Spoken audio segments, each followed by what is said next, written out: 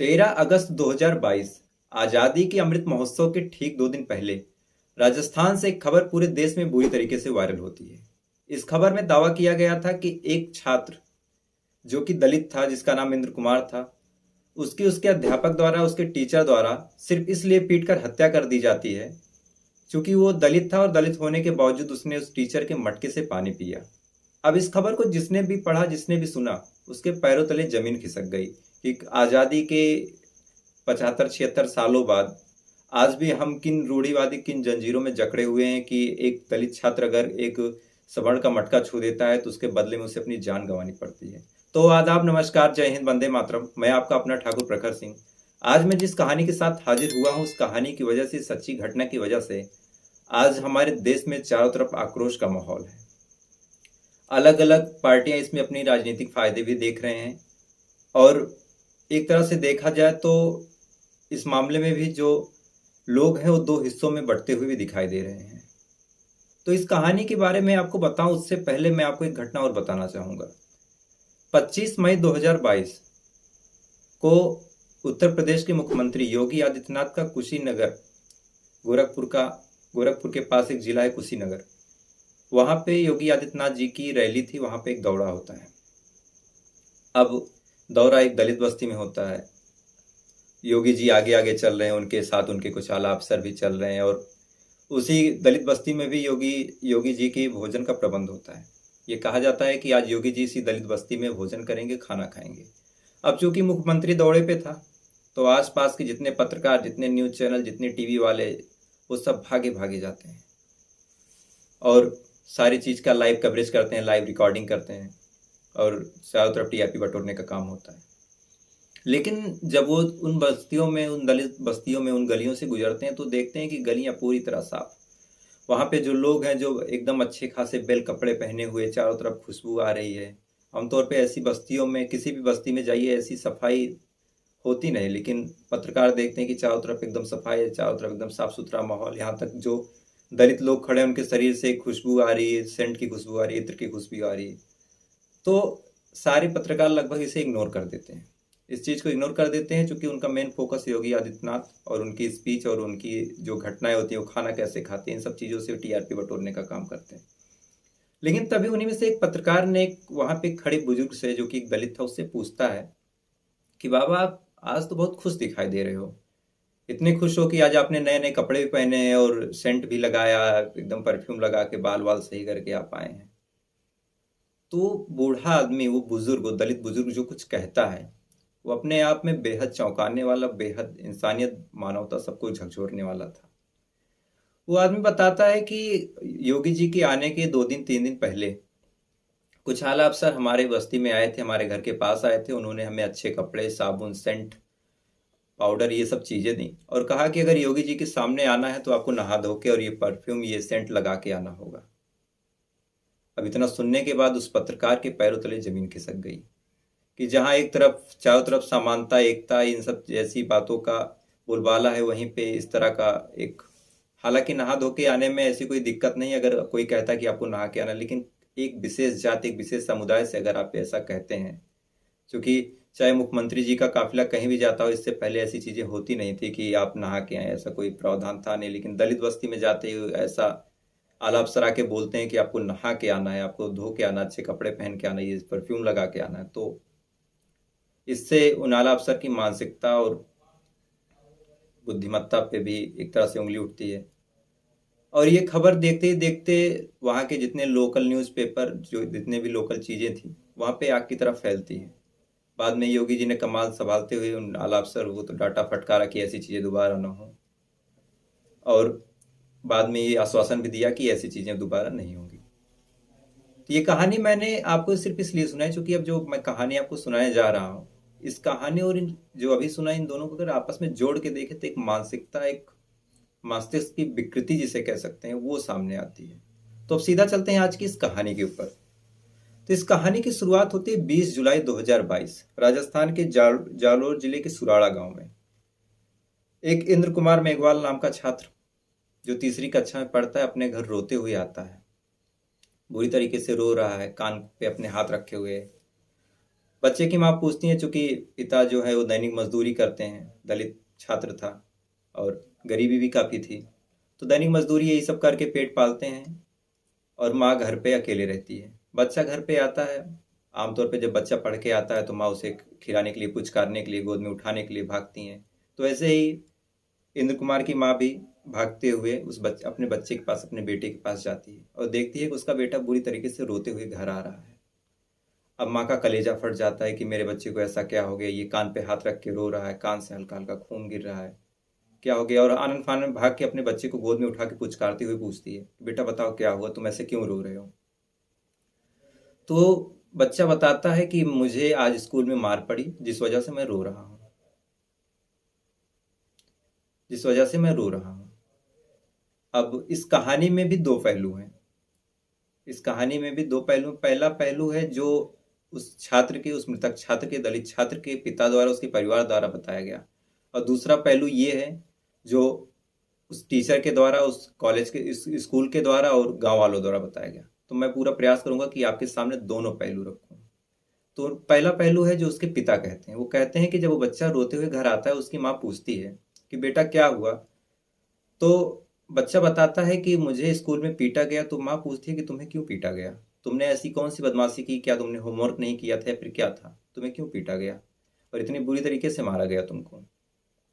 तो बच्चा बताता है कि मैं, जो हमारे प्रधानाध्यापक हैं, जो हमारे हेडमास्टर हैं, मैं उनकी मटके से पानी पिया।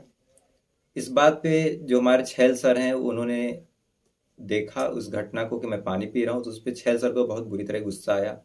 उन्होंने मुझे मारा और मेरे कान पे एक थप्पड़ मारा और काफ़ी ज़्यादा भी मारा, जिस वजह से मुझे कान में काफ़ी तेज़ दर्द हो रहा है, और दर्द इतना ज़्यादा हो रहा है मम्मी कि मैं सह नहीं पा रहा हूँ। अब ये बात जब माँ को पता चलती है तो आनंद फानंद भाग के बच्चे के पिता को बुलाती है, और बच्चे के पिता उसे ले जाके एक लोकल मेडिकल स्टोर पे दवा दिलवा देते हैं कि दर्द है, चोट लगी है, क्या है दवा, और कहते हैं कि दवा खा लो, तुम्हें आराम मिल जाएगा। बच्चा दवा खा लेता है लेकिन उसे आराम नहीं मिलता। थोड़ी देर इंतजार होता है, आराम नहीं मिल रहा, दर्द बढ़ता जा रहा है। अब बच्चे के पिता को कुछ समझ नहीं आता तो आसपास भाग के ठीक ठाक डॉक्टर के पास उसे दिखाते हैं। डॉक्टर भी ऐसी दवा दे देता है, बोलता है भी ठीक हो जाएगा। फिर उस बच्चे का दर्द में, उसकी तकलीफ में कोई भी राहत, कोई भी ऐसी रिलैक्सेशन नहीं मिलती। उसकी तकलीफ बजाय ठीक होने के बढ़ती जा रही थी। तो बच्चे का पिता भाग के उसे आसपास के एक अस्पताल, जो ठीक ठाक अस्पताल था, वहां ले जाके दिखाता है। अस्पताल में भी दवाएं होती हैं लेकिन उसे कोई फायदा नहीं मिलता। दर्द बढ़ता रहता है, कान से खून भी गिरना बंद नहीं होता, कुछ देर बंद होता, फिर गिरता, फिर बंद होता, फिर गिरता। ऐसा करते करते पूरा एक दिन बीत गया। बच्चे के पिता अपने बच्चे को लेके भाग रहे हैं, इधर से उधर, इधर से उधर, इधर से उधर। बच्चे को कहीं आराम नहीं, दर्द में, तकलीफ में उसे कोई रिलैक्सेशन नहीं। वैसी तकलीफ, वैसी बच्चा रो रहा है, दर्द से तड़प रहा है, बिलख रहा है। माँ बाप का कलेजा फटता जा रहा है कि आखिर बच्चे को हुआ क्या। उसके बाद जब उन्हें कुछ समझ नहीं आता तो उसे लेके वो जिला अस्पताल जाते हैं। वहाँ भी उसका इलाज होता है। इलाज होने के बाद डॉक्टर बताते हैं कि अभी ठीक हो जाएगा, ये है वो है, लेकिन उसे कुछ लाभ, कुछ ऐसा फायदा होता नहीं, और डॉक्टर को भी समझ नहीं आता कि क्या करें। तो वो अपने से ऊपर एक ट्रॉमा सेंटर में उसे रिफ़र करते हैं। अब जब ट्रॉमा सेंटर में रिफ़र करते हैं तो इस बच्चे के पिता को गुस्सा भी आता है उस टीचर के ऊपर। उसे फ़ोन करता है और कहता है कि आपको इस तरीके से मारना नहीं चाहिए था मेरे बच्चे को। तो वो टीचर, जिसका नाम छैल सिंह था, वो कहता है कि ठीक है, मार दिया, गलती किया, मैंने मार दिया, तो इसमें इतना काहे परेशान हो रहे, इतना काहे भड़क रहे हो, मैं इलाज करवा दूंगा। अब टीचर जो एक सवर्ण जात का था, और जो बच्चे के पिता हो निचली जात के, छोटी जात के, तो उन्हें एक तरीके से वो धमकाता है कि तुम इतना काहे परेशान हो, जो भी पैसा लगेगा मैं दे दूंगा, ऐसे बार बार मुझे फ़ोन करके परेशान ना करो। जिसका जो ऑडियो है वो बाद में बच्चे का पिता वायरल करता है, सबको बताता है, सुनाता है, तो जिससे इस बात की तो पुष्टि होती है कि हाँ, उस छात्र को इस टीचर ने मारा था। इन दोनों पहलुओं में एक बात तो ये पुष्टि हो जाती है कि हम मारा तो था, क्योंकि इस टीचर ने, छैल सिंह ने अपने मुंह से कबूला है कि उसने पीटा तो था। अब बच्चे की तबीयत पे फिर कोई सुधार नहीं आता, उसका दर्द बढ़ता जाता है, वो दर्द से तड़प रहा होता है। तो जो ट्रॉमा सेंटर वाले थे उसे एक अच्छे खासे मेडिकल कॉलेज में रिफ़र करते हैं। वहाँ पे जाते हैं, वहाँ पे उसका इलाज होता है, वहाँ भी उसे कुछ फ़ायदा नहीं होता।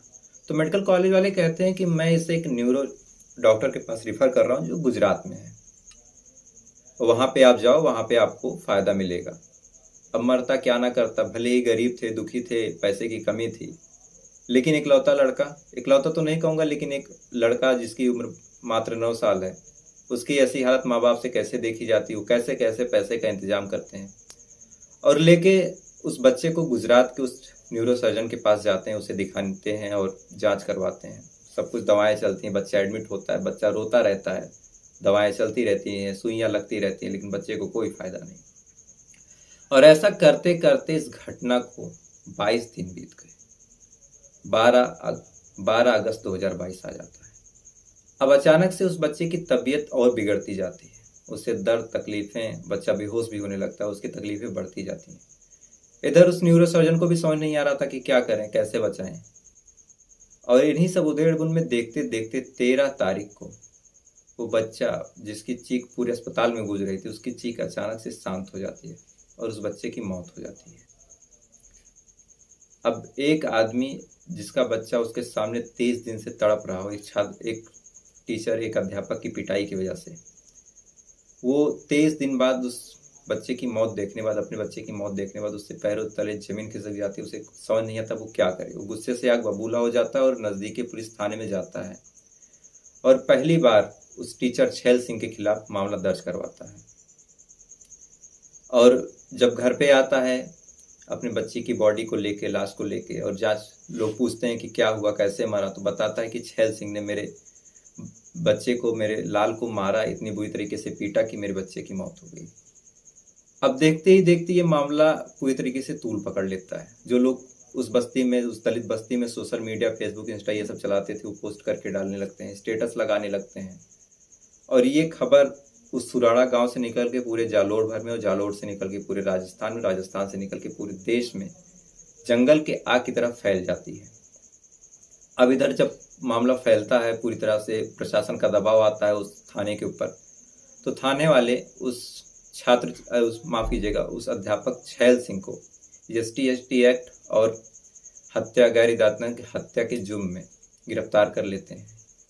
ये था कहानी का पहला पहलू, जिसमें इल्जाम लगता है कि उस मटके से पानी पीने की वजह से उस छात्र की पिटाई होती है और उस छात्र की मौत हो जाती है। अब इसके आगे है कहानी का दूसरा पहलू, जो उस टीचर, उस संस्था जहाँ ये शिक्षा मिलती थी और जहाँ वो स्कूल था, उस गांव की जो बातें हैं वो मैं आपको बताता हूँ। जब आज तक समेत कई ऐसे न्यूज़ चैनल जब वहाँ पे पहुँचते हैं और स्कूल वालों से पूछताछ करते हैं, तो स्कूल वाले बताते हैं कि मटका तो हमारे स्कूल में है ही नहीं। एक कॉमन टंकी है जिससे सभी लोग पानी पीते हैं और वर्षों से पीते आ रहे हैं, और इसमें कोई भेदभाव आज तक हुआ नहीं है। फिर उस स्कूल वालों से पूछा जाता है, जो उसके संस्थापक, उनसे पूछा जाता है कि आपके स्कूल में रेशियो क्या है, मतलब कितने दलित छात्र हैं, कितने सवर्ण छात्र हैं। तो स्कूल वाले बताते हैं कि हमारे 300 बच्चों में लगभग 80 से 90 छात्र दलित हैं, और हमारे टीचरों में भी 5 से 6 स्टाफ वो दलित हैं। अब फिर पूछा जाता है कि तो बताइए इस घटना में हुआ क्या था। तो जो स्कूल वाले हैं वो बताते हैं कि एक छात्र राजेश और इंद्र कुमार मेघवाल, इन दोनों की आपस में लड़ाई होती है, और लड़ाई मारपीट जब होने लगती है बच्चों में, तो आमतौर पे जो अध्यापक, जो टीचर करते हैं, वही छैल सिंह ने किया, और एक एक थप्पड़ दोनों छात्रों को मार दिया। तो अब सवाल ये आता है कि अगर दोनों छात्रों को एक एक थप्पड़ मारा, तो एक छात्र इतना स्वस्थ कैसे है, और एक छात्र इतने, मतलब उसे इतना दर्द, इतनी तकलीफ हुई कि मर कैसे गया। अब यहाँ से बयान आता है गांव वालों का। गांव वाले कहते हैं कि उस बच्चे के कान में पहले से कोई दिक्कत थी, कोई नस या फिर कोई ऐसी चीज थी जिसकी वजह से पहले से ही परेशान रहता था, और जब टीचर ने थप्पड़ मारा तो उस जो परेशानी थी वो अचानक से बहुत तेजी से बढ़ गई और उस छात्र की मौत हो गई। फिर अब उस दूसरे छात्र राजेश से पूछताछ की जाती है, तो राजेश भी कहता है कि हाँ, मेरी और इंद्र कुमार की लड़ाई हुई थी, जिसके बाद छैल सर ने हम दोनों को एक एक थप्पड़ मारा था। अब फिर इस स्कूल के और दलित छात्रों से पूछा जाता है कि आप बताओ क्या हुआ, तो वो भी सेम बात बोलते हैं। उसके बाद उस स्कूल में 5 से 6 दलित, अनुसूचित जनजाति के अध्यापक, जिनमें से अशोक कुमार, मामा राम बीना, इन दोनों ने ऑन द कैमरा मीडिया के सामने बयान दिया है कि इस स्कूल में ऐसी कोई भेदभाव ऐसा आज तक कभी हुआ नहीं है। और जो छैल सिंह है हमारे बहुत अच्छे मित्र हैं, हम दोनों एक साथ ही बैठ के खाना खाते हैं, एक साथ ही बैठ के पानी पीते हैं। और ऐसी कोई घटना हमारे स्कूल में आज तक घटी नहीं। हमारे स्कूल में मैं भी एक दलित हूँ, मेरे साथ कभी ऐसा भेदभाव हुआ नहीं। तो एक तरफ जहां उस छात्र के घर वाले, उस बच्चे के घर वाले ये इल्जाम लगाते हैं कि एक मटके से पानी पीने की वजह से उस छात्र को पीटा गया, जिसकी वजह से उसकी मौत हो गई। और एक तरफ स्कूल वाले और गांव वालों का कहना है कि वहां पे ना कोई मटका था, ना वहां पे ऐसा कोई भेदभाव होता है, और ना उस मटके से पानी पीने की वजह से या फिर दलित होने की वजह से उस छात्र को पीटा गया। अब दोनों दोनों पक्ष, दोनों पार्टियां अपने अपने बातों पे टिकी हुई हैं, अपने अपने जिद पे अड़ी हुई हैं। उस टीचर उस छैल सिंह के समर्थन में 36 कौम के कुछ लोग धरने पे बैठे हैं। इधर इस छात्र को, जिसको कथित तौर पे माना जा रहा है कि मटके से पानी पीने की वजह से मारा गया या फिर पीटा गया, इसके समर्थन में भी कुछ लोग धरने पे बैठे हैं कि उस टीचर को फांसी हो।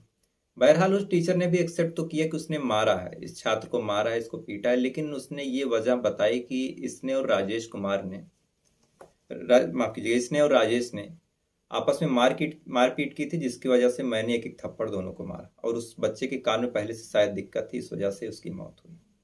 तो फिलहाल अब इस कहानी में कितनी सच्चाई है, कौन सी बात सत्य है, कौन सी बात गलत है, ये तो अभी काल के गर्भ में है।